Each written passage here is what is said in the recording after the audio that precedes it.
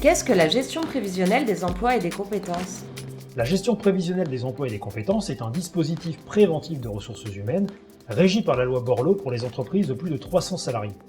C'est un effort d'analyse et de réflexion au sujet de l'effectif de l'entreprise pour veiller à ce qu'elle reste compétitrice dans les années à venir.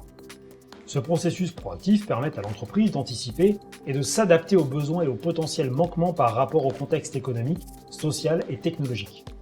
Le but est, en quelque sorte, de prédire dans quelle mesure l'organisation et le profil des collaborateurs actuels seront en adéquation avec les priorités du marché dans un horizon plus ou moins proche, en général sur une perspective de 3 à 5 ans.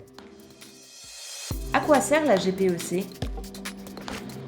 La GPEC permet d'aiguiller autant l'entreprise que les employés.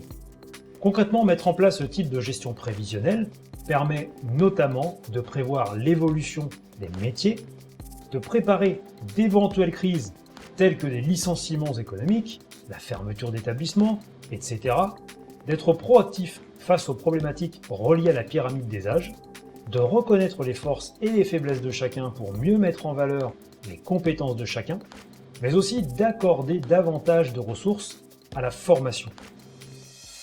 Comment mettre en place la GPEC? Pour élaborer la gestion prévisionnelle des emplois et des compétences, 3 étapes sont primordiales. D'abord, l'état des lieux. Cette étape consiste à dresser un diagnostic de l'état des lieux de l'effectif. À ce moment, on recense les différents emplois, compétences et métiers au sein de l'entreprise pour avoir une pleine connaissance des ressources actuelles et dégager ainsi les forces et lacunes de l'entreprise. Ensuite, c'est l'étape d'évaluation des besoins. À ce stade, il s'agit d'identifier les besoins de l'entreprise pour permettre de réduire l'écart entre la situation actuelle et les besoins prévisionnels.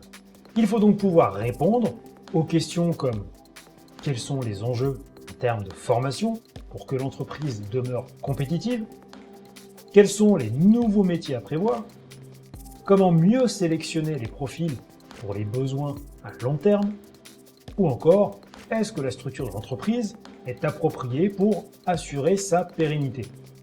Et enfin, la troisième étape est la mise en action. Elle permet de prévoir et de mettre en œuvre les mesures concrètes qui permettront de rapprocher la situation actuelle de la situation considérée comme idéale.